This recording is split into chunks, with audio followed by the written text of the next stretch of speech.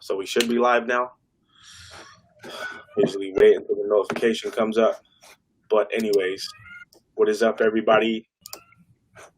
Whoever is paying attention right now. Jordan here with Alex. What's up, Alex? What's up, bro?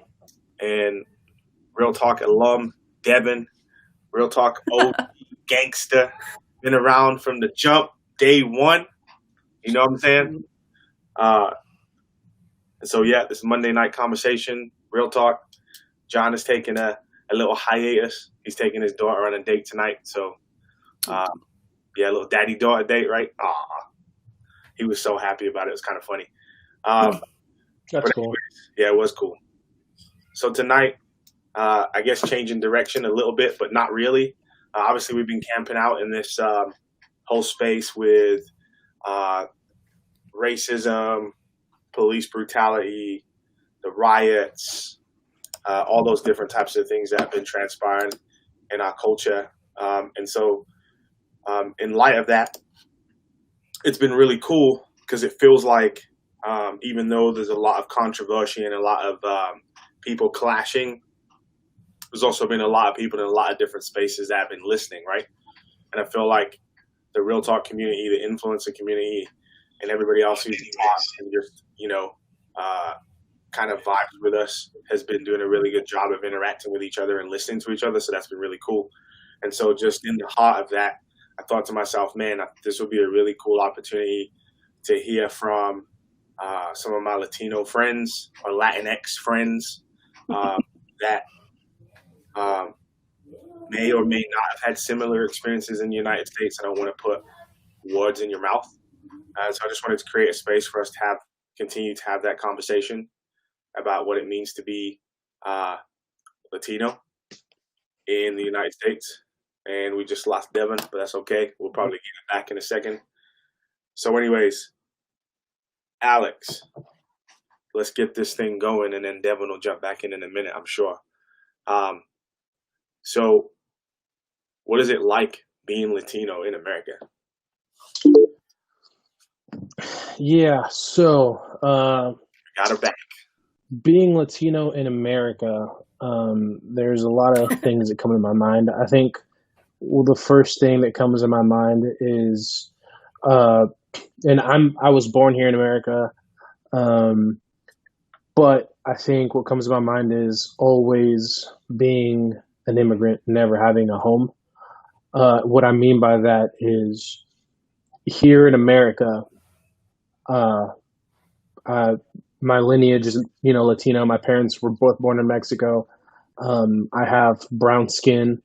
So no matter how American I ever am, I'm never American enough, right? And then when I go visit my family in Mexico, I'm not Mexican enough for them because, I'm American.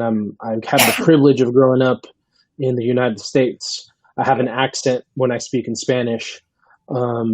So it's kind of this, for me, it's this false sense of not really knowing when you're home, because you never really are home.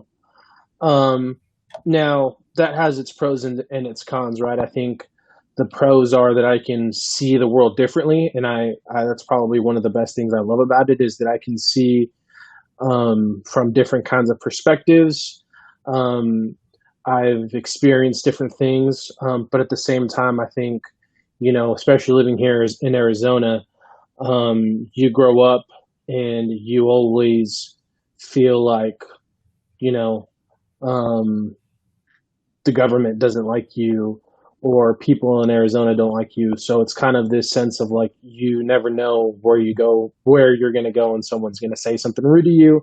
And I think in many cases, growing up in school, I don't think my friends ever, at least in elementary school or junior high, may have ever done it out of, this idea of racism, right? But just this idea of like, if I were to speak Spanish, they'd be like, "You're in America, speak English," which it's a very ignorant statement, right? Like it's something you can, a little kid says it and it's whatever, but an adult says it and it's so uneducated and so stupid that it doesn't even bother me. But having to live with those kinds of little things, the idea that you're always kind of less than, because your parents don't speak English, or your parents don't have these well-paying jobs. You go out in public and you have to translate for your mom or your dad because they don't speak English well enough, right?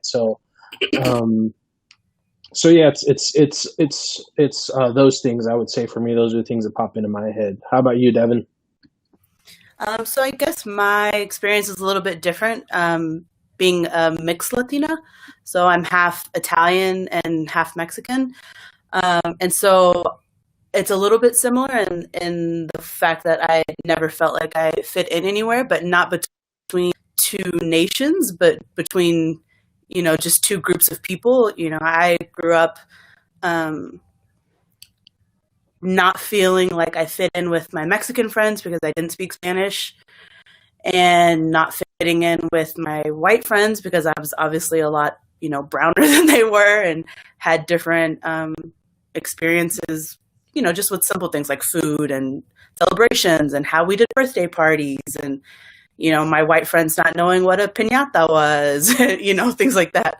And then even more so now, being married to a fully Mexican man who, is very proud of his Mexican culture, and raising children who are more Mexican than I am.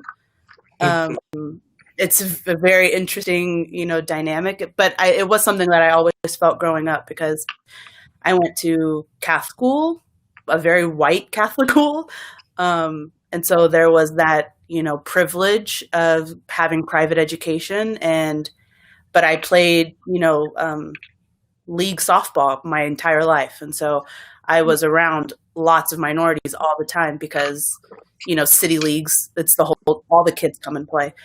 So I didn't fit in really with my city league as I went to the private school and had all the dressings of white privilege, and didn't fit in with my private school friends because, I was, like I tell my husband, I was the chocolate chip in the cookie, so to speak. So it was always a very, conflicting feelings.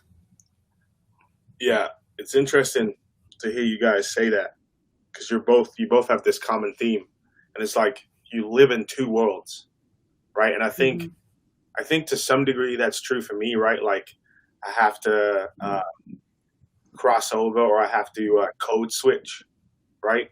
But I think to some degree maybe that's even more true for Latino people, Latinx, Latino, as there's this like one culture at home, and then this other culture that's like completely outside of the home.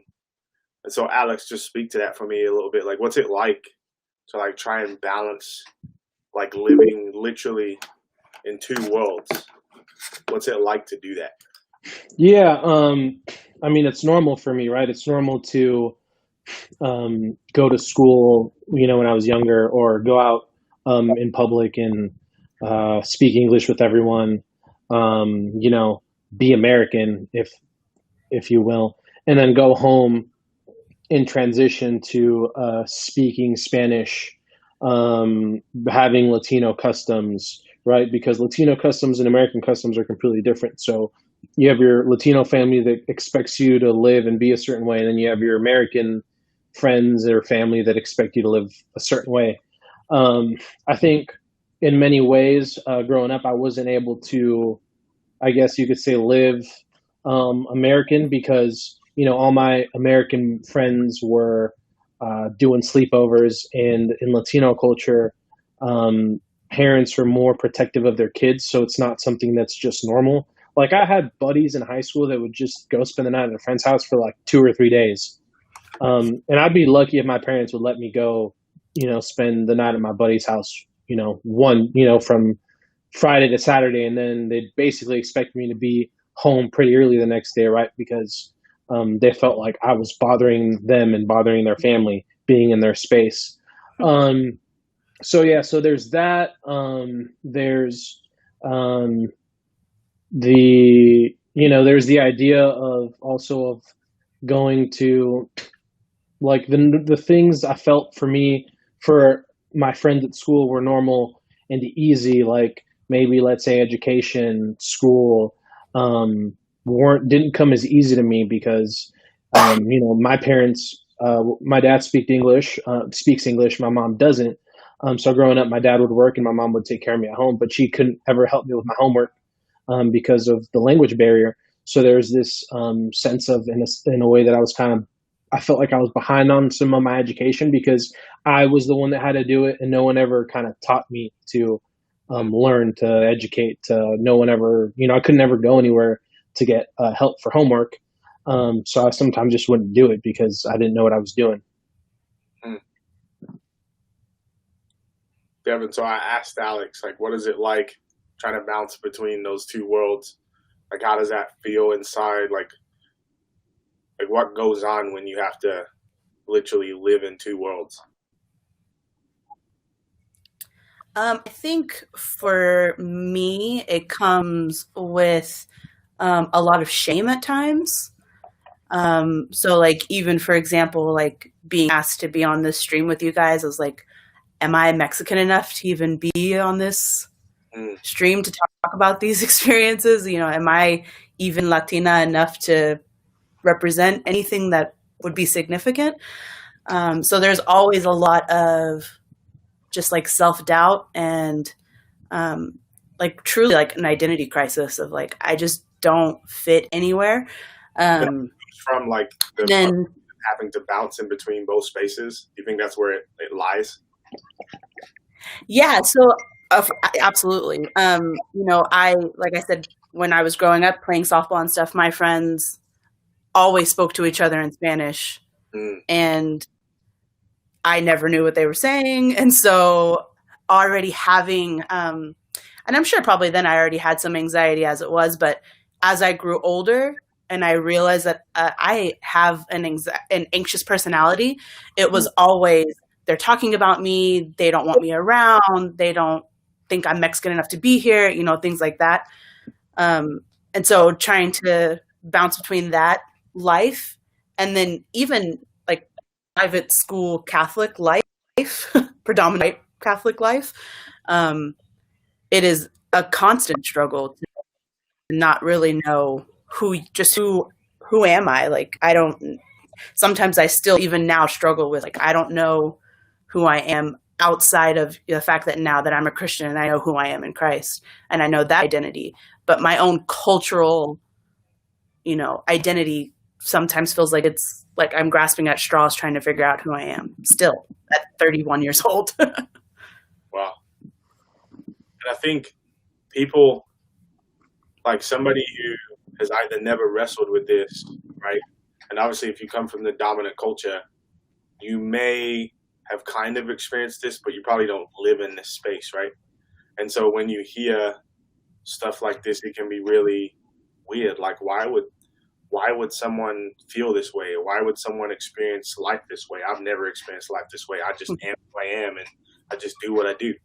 But when you're not the dominant culture and when there's this perspective or this stereotypes that are portrayed about you, about your culture, about who you are, about what you do, about why you're here, right? And all those different types of things, those things affect the psyche and those things affect the way you relate to people inside your culture and outside of your culture, right?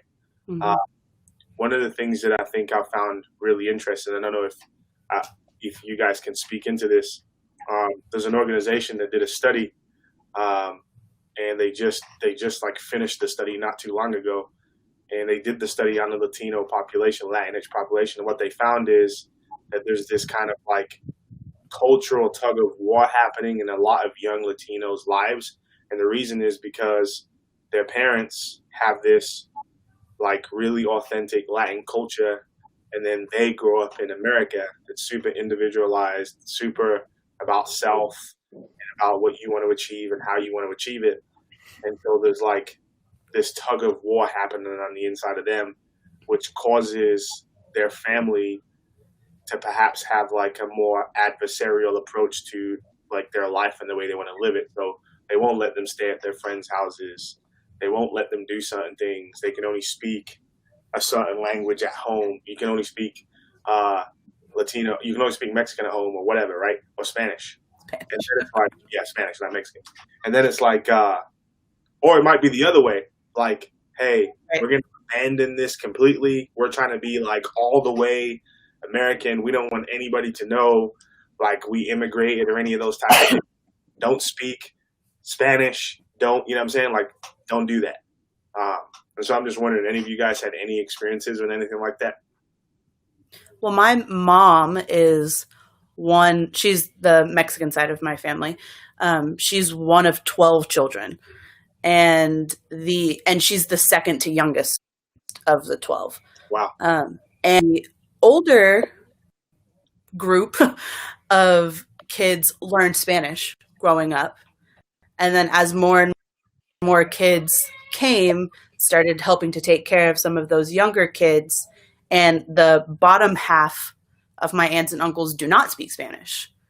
And so that wasn't even like we're getting rid of Spanish because we want to be American. And it wasn't like we need to speak Spanish because we're not going to lose our Mexican culture. It was, we have a big family and we need all hands on deck to take care of this family. And, family is a really big deal in Mexican culture. It's very important.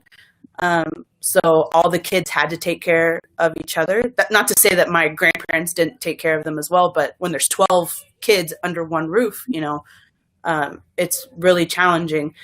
On the other hand of that, my husband grew up in El Paso, Texas. So literally like a stone's throw from Juarez, and they only spoke Spanish, and he only learned English in school. And even in that respect, all of his teachers spoke Spanish. So when he didn't have to learn English really proficiently until he was a senior in high school and moved to East Texas, to Longview, Texas, wow, where, nobody spoke Spanish, in school. It was, you were expected to speak English. This was the country, as country as it can get, So, there's lots of different dynamics onto why a family might cling to or try to reject a part of their culture. I think it's, it becomes very personal for each family. Yeah. So I've seen both sides. So I have family that actually came to the United States illegally, and they're like racist towards Mexicans. How they put two and two together, I have no idea. That's probably one of the most ignorant things I've ever heard of in my life. To be honest with you, it's just like, how is that possible? But no. So yeah, so I've seen that side. I have seen the side that, like, I also have known people that have been illegal, and they try to learn English and, maybe act as if they're more American than they actually are. And I think a lot of that sometimes is just the pressures of society. I used to be a lot more judgmental to those kinds of Latinos. I think I'm not as judgmental or judgmental at all, because I understand that the society you live in is hard, right? Like, if you grow up and people are bashing you, telling you not to speak Spanish, you hear all these different things in the news or whatnot, right? Like, it's hard to not give in to kind of giving away that part of who you are. On the other end, I'm lucky, and I was lucky enough to grow up in, I would say, a balanced family of that. So my family's taught me how to be Latino, love being Latino, love being Mexican, love Mexico, love my people. But at the same time, chase the American dream, if you will, right? Like, chase a better life, do something of yourself.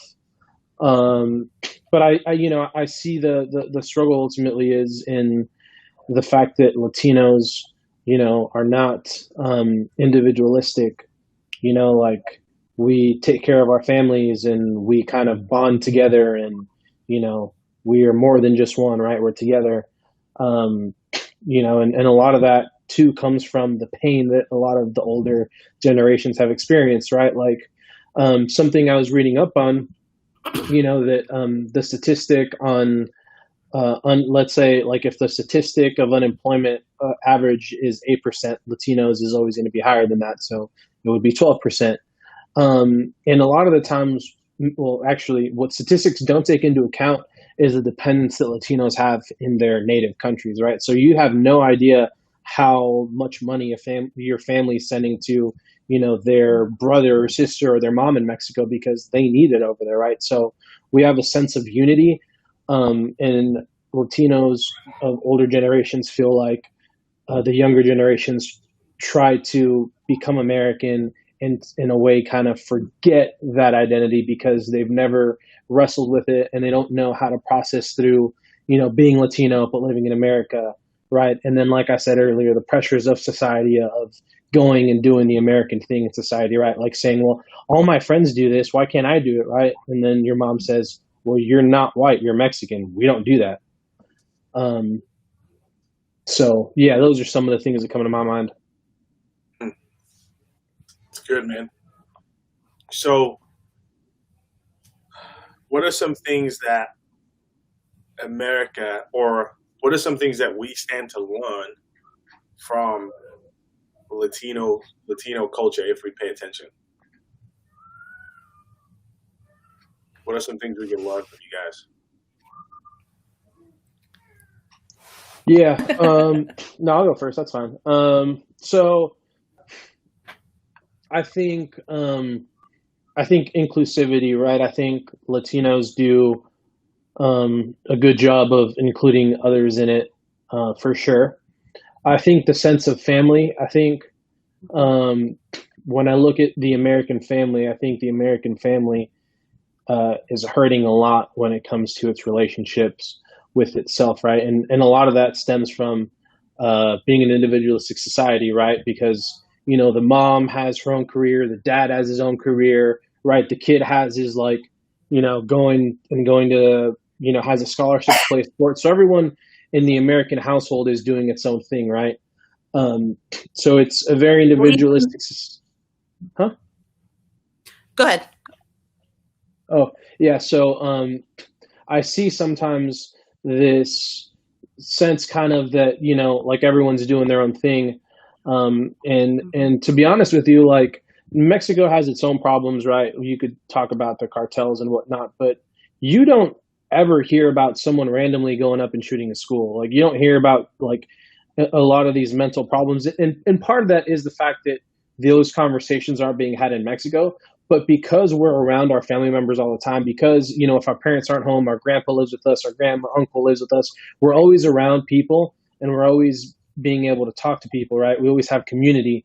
Where here in America, like a kid grows up his whole life, not knowing his mom or dad, because his parents get home at 7 p.m. and they maybe eat dinner together and then everyone does their own thing, right? So it's a lot of kind of being alone.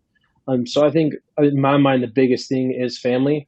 I would also say that I would say the America, maybe even specifically the American church, can take a look at the Christian life from the position of a Latino, because position of a Latino in America, it has been oppressed. So that can give you a different lens when reading the Bible. When you read these stories, right? So those are, I would say, the main things I think of specifically when I say, in that. So being for others when it comes to family. That's good. Yeah, and I think even the way we define family in the States versus in a lot of Latino culture is, like, a lot of American families, they just think parents and kids. Like, that's their family. Like, the mom and dad and kids, that's the family. But in a lot of Latinx culture, it's like Alex was saying, the grandparents, the uncles, it's everybody. If they don't live in the same house, they live in walking distance from each other, or they live, really short from each other, and in the city, there's this importance on family and not abandoning family and taking care of family, whatever that means. And I think that's something that I grew up knowing about and understanding and watching my both sides of my family do, but really watching my mom's side of the family when we, even things like New Year's Eve, we always had a huge New Year's Eve party and all of the aunts and uncles were all together. And, I have like hundreds of cousins having 12 aunts and uncles. So we were all together and everything, but I didn't really understand the full commitment of what it meant to take care of family until I married my husband. Because even as he was a single, working at a little shoe store in East Texas, he was sending money home to his mom every month, every paycheck, because she needed the help. And I personally didn't fully understand that part of the culture until I got married and until that family became money. And I understood that, when they're hurting, like we're hurting, and we reach out and we do what we can. And I think that's a big thing that doesn't always happen in American families. Sometimes, the American family has one really successful child and maybe one who just went in a different direction. You don't want to say unsuccessful, but a different type of successful. And, that's the black sheep of family. They're not invited to Christmas and, things like that. So I think that's a huge thing, like Alex said. I also think the Latinx work ethic is a huge thing. Not to say that American people don't work hard. Obviously, there wouldn't be the saying, the American dream, if American people didn't work hard. But there is a certain type of sacrifice that I've seen in Mexican culture when it comes to working hard and doing whatever needs to be done, that I don't think is often recognized in, not all, but in some American ideologies of what it means to be successful. That's good. Something Alex mentioned earlier, I want to jump into and ask the question. You talked a little bit about oppression. And so obviously we've been having these conversations specifically with regards to people of color and more focusing on African Americans, right? But I guess, what is it like to be Latino in America and experience oppression? How does that happen?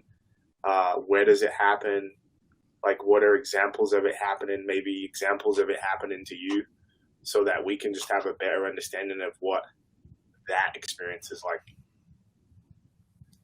To me, it feels more like 1,000 paper cuts versus one like giant lopping off of your head. It's a million microaggressions all at the same time. So it's, when my husband worked at Walmart, there would be people who would get really close to him and talk really slowly because they didn't think that he spoke English, or they would talk really loudly because all of a sudden that would be the Google Translate in his head that would make him speak English if he didn't already. I see, even myself, because we raise our kids bilingual. And so even if I'm in Walmart and I'm not now, but before the pandemic, and I'm talking to the kids in Spanish, I get dirty looks, and I get kids I get parents who, kind of pull their kids close and like walk the other way and things like that. So for me, it's never been like, we hate Mexicans, because I grew up in Texas where, along being here, there's also a lot of Mexican people. So it was never this big, like, sweeping statement of Mexican people are bad, things like that. But a lot of just like tiny digs all the time. It's just like constant. You're just always hurting. Yeah. I would for sure agree with that statement. I think to put it into perspective, when you ask that question, I think about um, how when they tested birth control pills, they used Puerto Rican women, and then they took the pills away, and the only form of that was sterilization. And then they basically, I think, for a lot of Puerto Rican women, took their they wouldn't give them like welfare checks or government help if they didn't get sterilized. That was one instance that came to my mind. I think a lot of other instances are the way that the education system is formatted towards Latinos. I don't think that in school they give you a good direction of what actually happened with the Mexico-American War. I think that there's, I mean, those are the two kind of big ones that pop into my head. I would say the third one for sure is the church in America that talks so strongly about politics in the conservative sense, right? And then you mention anything else about, social justice towards people, and you're labeled as a heretic. I think an instance would be like, what does it mean to be pro-life, right? In America, when you think about pro-life, you think about the person who stands up against abortion, right? But you don't think about the person who's pro-life towards a human being who's coming from another country, right? In this instance, I think one of the recent ideas that you could think of would be like the DACA students, right? So are you pro-life from when, the baby's in the womb, or are you pro-life from the womb to the tomb? So I think those are some things for sure that pop into my head. I think, like, I understand a lot more of my friends that pretty much hate Christianity because Christianity doesn't speak to these issues, right? But in reality, it's conservative Christianity or American Christianity that doesn't speak to those issues, right? And when you look at the way that Christianity is around the world, like, it has nothing, it's a completely different show. It's a different sport, it's a different life than it is in America. Yeah, I think Americans are pro-birth by any means necessary, but not pro-life. I think that most Americans, when they say that they're pro-life, they really mean that they're pro-birth. If someone would truly be pro-life, they would have interest in the foster care system. They would have interest in special needs organizations. They would have interest in adult special need education classes. There would be more studies and things like autism and Down syndrome and things like that that have a lifelong effect on an individual. There would be more adoption. There would be a lot of things. Like, for me personally, just thinking about the kids being, locked in cages and things like that. If a child comes, even being born in the United States, if they're completely legal and they go to school not speaking English, we are not allowed to speak to them in Spanish. So there are certain laws in place for teachers that, unless they are in a specific Spanish bilingual class, marginalized, I'm not allowed to use my knowledge of a language to meet that child where they are. That's crazy. Because of laws, And even for me, like, I'm ESL certified, but I took one class in college and I became ESL certified. And that class was not like how to match language to language. It was how to show kids pictures and how to show them that, like, red means stop. So you put up a red picture and, like, perform stopping and things like that. It's not, the education system is oftentimes ill-equipped to take care of not American kids, or what America deems as American children. So yeah, I think, like I said, we're very pro-birth, not necessarily pro-life. And it's crazy. That's man. I can't believe there's a law that says you can't use a skill as a teacher to help a student. Now, I could be a specific interpreter for a student. Like, so if we have a child who comes into a classroom who only speaks French, right? That's their native tongue. They speak French. We're required to have a French translating teacher to help that student. However, how often do you think that actually happens in the school? How many, French one-on-one teachers do you think there are? How many Swahili one-on-one teachers do you think there are? Different languages apart from Spanish. Like, there may be a lot of Spanish-speaking people in Arizona, but maybe not necessarily any other culture's language. That's crazy to think about. Wow. Thanks for sharing that. There's a couple other things I'm thinking about. And Alex, you brought both of these up, and I think they're good topics. Immigration. And I think that's one of those, it's one of those topics that's automatically connected to a person who's Latinx, right? Like, so are you from here or not? You know what I'm saying? Like immediately, you know what I mean? And so, as people who are Latino, Latinx, like, how do you process all that stuff that you're seeing? How do you process what's happening at our border, which we're not even talking about anymore, by the way? How do you process, like, what did you see growing up? Like, tell us, teach us. Yeah. So, yeah, it's an interesting topic for sure. I think one of the things that we need to understand is that a lot of Latinos are just born in America, right? So it's not like they're immigrating from Mexico or from Central America or other parts of South America, whatnot, right? So because Latinos like to have more kids. So there's that. There's, when the U.S. took, the Mexican land, right, which is now Arizona and California, et cetera. There was already Latinos here. So a lot of Latinos are just born here, period.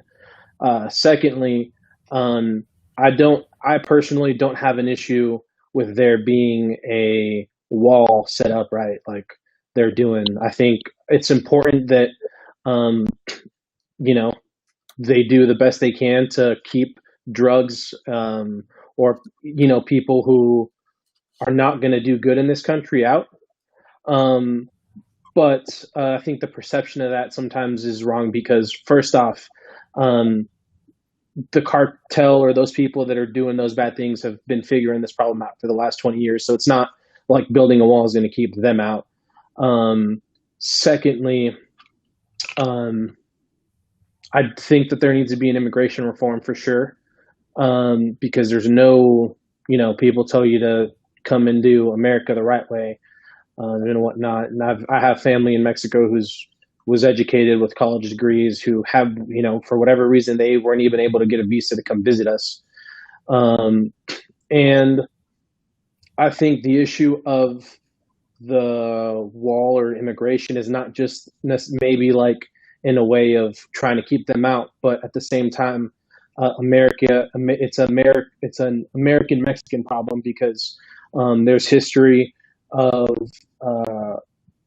CIA agents going down and training the people in the cartels, right? There's been money sent down there, right? So and then you send weapons down there, right? So it's a whole process of back and forth. It's not just a Mexico problem and whatnot, but it's a back and forth issue that needs to get figured out.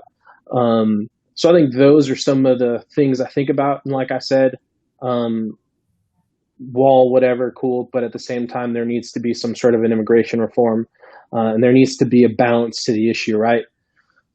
Which I feel like isn't really kind of what's being persuaded or talked about. Sometimes I feel like it's either keep them all out and build a wall, and it's also like, we'll let them all in, right? And I think there needs to be a balance to the issue. So yeah. Yeah, I think immigration was not something I ever thought about growing up. I had friends who were from Mexico and went to Mexico all the time to visit family, and it was not a big deal, and it was just a normal way of life. I don't think I really started thinking about immigration until I was in college, and or when I met my husband, because my sister-in-law was not born here, and so I remember her going through the process of getting everything that she needed to get, and hearing other friends who kind of struggled with the same thing. If one number is out of place, then you have to refile the entire thing, and you have to spend the money all over again, and you have to do everything once again. I know you probably know all about this too, Jordan. Crazy. But it's not just a do it the right way and we'll welcome you with open arms. That's not the way it is. 100%. People are trying to do it the right way, or whatever the right way means, the legal way, and what we have right now is being the right way. But there's so much red tape, and there's so much legislation that needs to be changed, and there's just so many obstacles and hoops that you have to jump through, and it's not enough to just be married to an American citizen or to have an American citizen child. You have to, there's just so many things that you have to go through, and so much money that you have to pay. Yes. It's astronomical. It's in the most need of reform that anything could ever be. But even then, even when we do it the right way and we pay all the money and we take all the classes and we get our little flag pinned to our chest, we can't celebrate our culture, we can't speak our language, we can't do any of these things without somebody saying, you're in America, do it the American way. So it's like there's not assimilation to the American culture, then you don't belong here, regardless of what you've done, regardless of the money you've spent, regardless of the you've taken, of the fact that you probably know way more American history than I ever learned of being an American. If you don't assimilate, then we don't care. So it's not just legislation, I think, it's also the American mindset also from the people. And people don't understand too, like you talk about the immigration process, and obviously I had to go through it. I'm fortunate in the sense that I come from a country that people assume that because I'm from that country, I'm intelligent and I'm safe and I'm allowed to be here. I'm from England, right? Great Britain, the motherland, if you will, right? And so there's certain privileges that I can have coming to the United States being from that country, right? Like my sister's husband is from Jamaica, and if I wanted him to come to America, the type of scrutiny he's going to go under to get a visa is going to be incredible. And one of the things they're going to ask, I guarantee, is he a pusher of drugs? Mm-hmm. And he's one of the most hardworking, skilled people that I've ever met in my life, like hands down. And so in the process of me, though, immigrating and getting status in the United States, I'm a green card holder, right? I haven't naturalized yet. I know I need to do that soon. But going through that process, I had to go to an interview. And from my understanding, like, because the interview was like the final thing before I got my temporary green card. And so me and Katie had to turn up to this interview. We're like all dressed up, nervous as all get out, right? Like, this is it. Like, if something goes wrong here, we got a problem. And so basically what I was told was like, really, it's all based upon who interviews you. If you get the right person at the right time, you're good. Like, we were literally there for 5 minutes. This woman was like, oh, everything's great. She stopped it. Get out of here. Go enjoy your life. Now, at that point, during the time that I had the temporary green card, the United States government reserved the right to come and visit my house at any point in time to investigate to see if our marriage was fraudulent and I was basically trying to get into the United States in a way that I wasn't supposed to. Right now, obviously, they didn't never check on me, right, and everything's fine. But I can imagine there's plenty of people that it hasn't been the case for. I can imagine there's been people who have turned up to interviews and, we can say whatever we want, but we're human, right? It could be that this person he's having a bad day. You know what I'm saying? It could be that, this person doesn't like this particular hue, right? And decides I'm just going to give this person a hard time. You know what I mean? And so all those things are at play in our system. And I'm not saying right or wrong. I'm just saying what is. You know what I'm saying? And people need to understand those things about our system. And then, like we talked about, I didn't use a lawyer. I filled out all the paperwork myself, and I had help because I knew people that had done it before, and it still cost like $4,000. And that was without a lawyer. Do you get what I'm saying? And so, where do people come up with that money? Do you know how I came up with that money? My wife's family's got money. That's what happened. And she's white and upper middle class. So I got, you know what I'm saying? I had basically, for a lack of a better term, I had some privilege there that helped me get through that process, to be honest. Do you get what I'm saying? So anyways, a friend here, Frank, says America is the best country for a Latino. Frank's a Latino himself. This country has given me the opportunity to succeed. Some parts of Mexico, Central and South America are so bad that you can't live in peace. The USA gives us freedom, peace, and a place to live and live well. You guys got any thoughts on that? Yeah, couple thoughts. So I would say that at the same time, you could say that for a lot of people in those countries, that's the best country for them. Right. I know people in Mexico that are well off. I have an uncle who's an architect. And yeah, there's some horrible, horrible parts in Mexico and in Central America that I would never want to live in for sure. I guess I kind of have an issue when people say that America's, the U.S. gives us freedom, because in reality, I would say that it gives us liberty. You want to go to a free country, go to Mexico, right? Because you can basically do whatever you want over there. And yeah, I mean, I understand that goes to all the illegal stuff too, right? And then third, I would say the statement of live and live well sometimes I feel can be a statement of it's also a scary place to live in. It's a very scary place to live in, to think that you're live well and peaceful and your life's living like that, because when I look at scripture, I don't really see that anywhere. When I look at who Jesus is with, I don't necessarily see that he's doing all that. So I think for me, when being here in America, I think to myself, what can I do for those people that are in those positions in those Latino countries, those Latinos that are living in those horrible places? How can I use my resources, right, to give it to them? And how can I use the privilege that I have as a Latino American, because I do have privilege as a Latino American, to better serve my community? And at the same time, I'm also sometimes scared the fact that I live in America, the fact that I'm a part of the American church, because I sometimes feel like how comfortable we are in American church is God's judgment on us.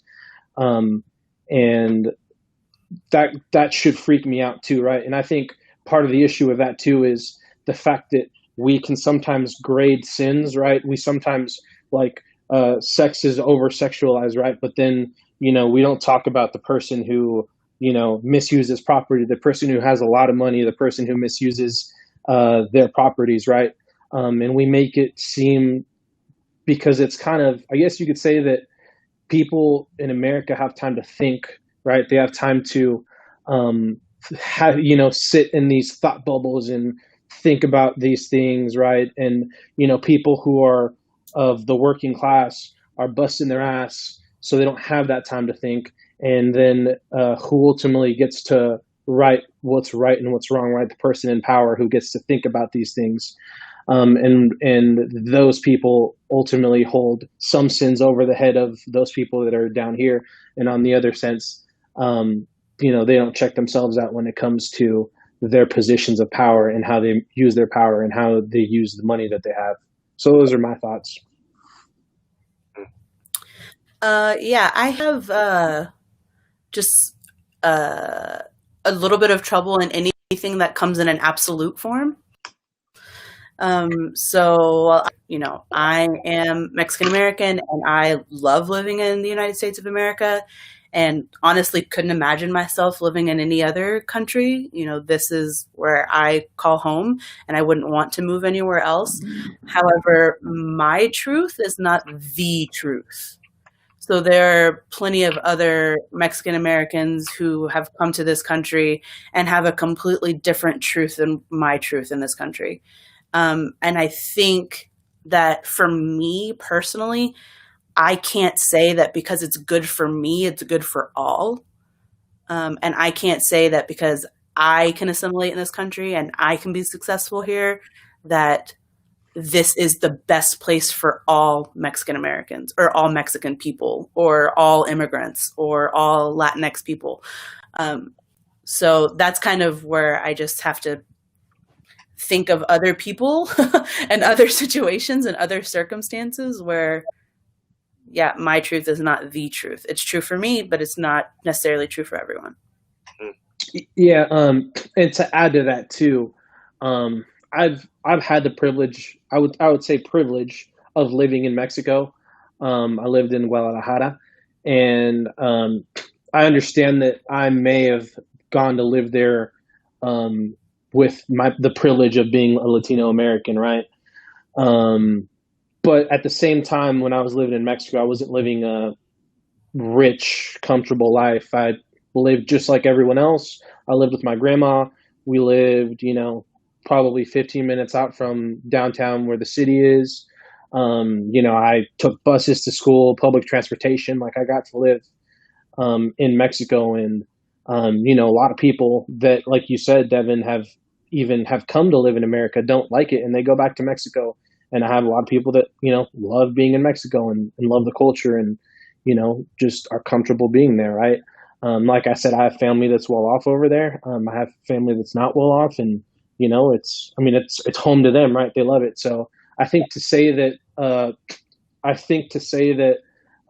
America is the best country for a Latino, it sounds like being a patriot to me, right? Of America. Cedric said something interesting. I wanted to bring it up. He says, assimilation is an interesting issue for America. In other countries, it's expected. America doesn't have that privilege. It's founded uniquely for a place for immigrants. It should be a salad bowl, not a melting pot. And so I think that's actually a pretty profound statement, because it makes me think of other countries in our world that are pretty clear on, like, hey, if you're going to come here, you're going to become one of us, and that's all there is to it. And if you're not okay with that, don't bring your ass over here. Do you know what I'm saying? But America claims to be something uniquely different than that, right? It's this, salad bowl now that we're calling it, as opposed to melting pot, where you can come, be where you're from, bring who you are from where you're from, and, live the American dream, whatever that means, or, you know what I'm saying? And so it's interesting that is something that is certainly communicated, but isn't always necessarily lived out and embodied, right, in the way that America goes about doing what it does. But to land the plane, and I think we can continue this conversation next week as well. I think it'll be valuable to do so. But what is it like being a Latino and being a part of the church in America? Like, what are your experiences there? And, like, I know we could probably go for another hour talking about this, but let's just crack the door open a little bit, you know what I'm saying? In preparation maybe for a little bit more that can happen next week. Yeah, so I think it's challenging to be um, a Christian apart from being Catholic for a lot of Mexican people. Um, I know that Catholicism is, for some people, hand in hand with Mexican culture. Excuse me. And so that can be sometimes a difficult thing to kind of separate and look at the two as two different things. For me, like I said before, I went to Catholic school, so I took all the theology classes and all the catechism classes and everything you could think of from kindergarten all through 12th grade. Um, and so when I became a born again Christian, when I was a sophomore in high school, it was actually in a small home bilingual church where there was like two families, three families, and me. And it was a lot of unlearning I had to do of the fact that because I was Mexican didn't mean I had to be Catholic, if that makes sense. So it was a lot of untangling these like tangled branches that were entwined together and trying to like separate these two things for me. And then, like I said, when I did become saved, it was in a bilingual church. And so everybody was Mexican, and, we sang songs in Spanish and the preaching was in English. Um, and it was very normal to me. It just seemed like regular. And then I went to an all white church, and it was very uncomfortable. Not because it was Spanish, like that. I didn't speak Spanish anyway, so that didn't bother me at all. But it was the way that all of the Bible was presented. It's just through a different lens. It's through a different context. It's for white people.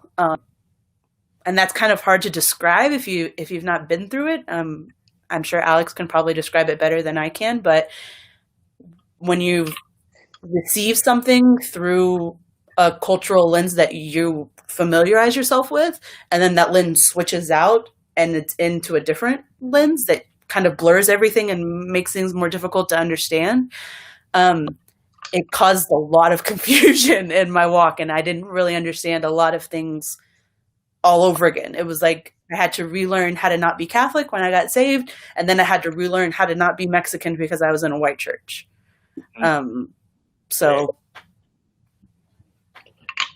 Yeah, no, yeah, mine's interestingly enough kind of similar, but some things are kind of swapped a little bit. So, I grew up. So my grandma was a Christian, and she was, I would say, the only one that practiced anything because my mom was Catholic because all Mexicans are Catholic. My dad, doesn't really practice anything, but he grew up going to church too with my grandma. So, so I got baptized, into the Catholic Church and did that just because it was kind of a ritual that you do. And then I started experiencing Spanish church. So I experienced church in Mexico, which was a whole nother deal. I saw things happen. I saw miracles. I saw God move. But I wasn't a Christian or anything. And then I came here to America, kept going to church, went to a Spanish speaking church. And it was just like, it felt very pushy to me. It felt like they were, almost forcing me to get on my knees and pray to Jesus.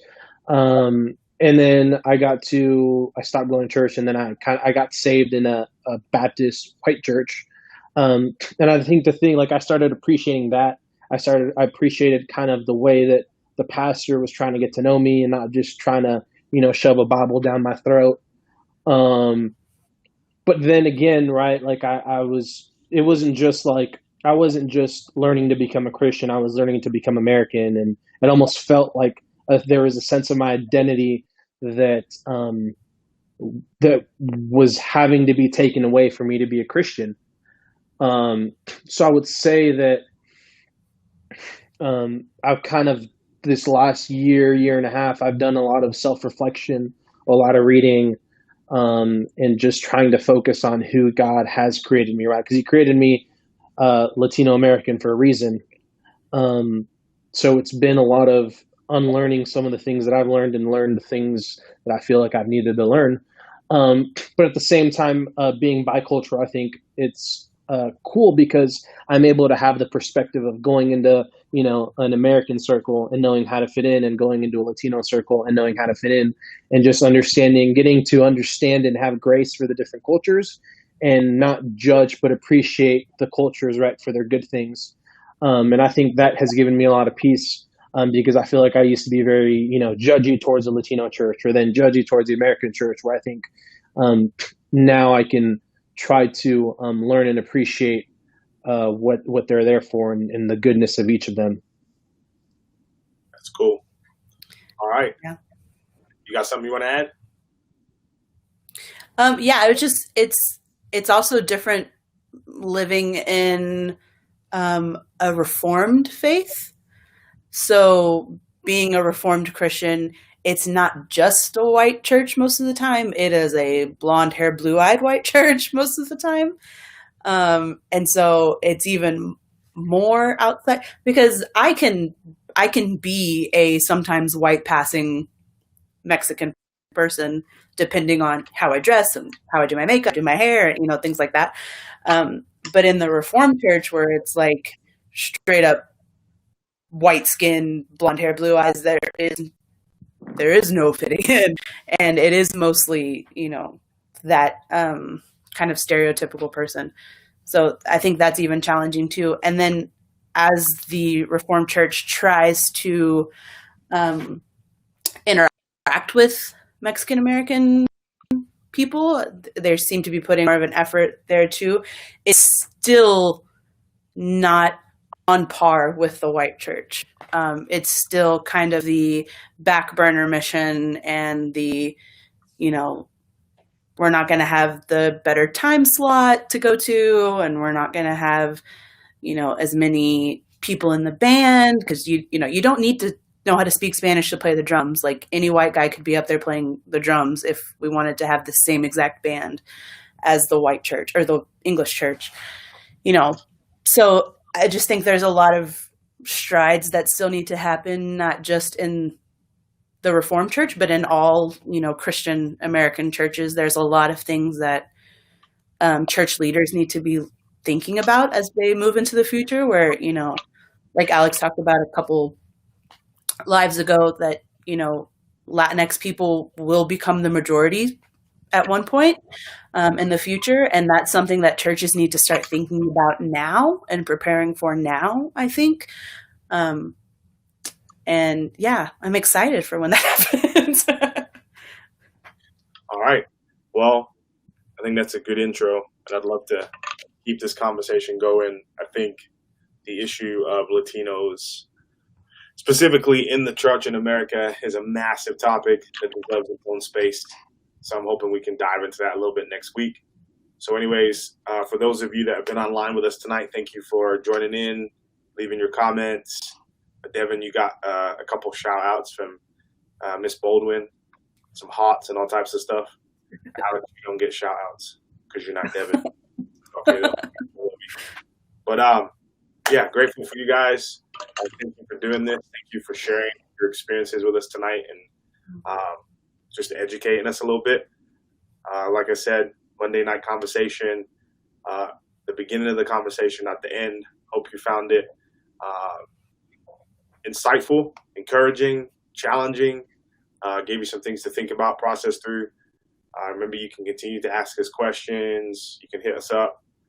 You can hit up Devin if you want to. She's in the group too. So those of you watching the group, you can hit Devin. She's in there. Alex is in there, obviously. Guys, and we will talk to you again next Monday. We'll be back. Peace.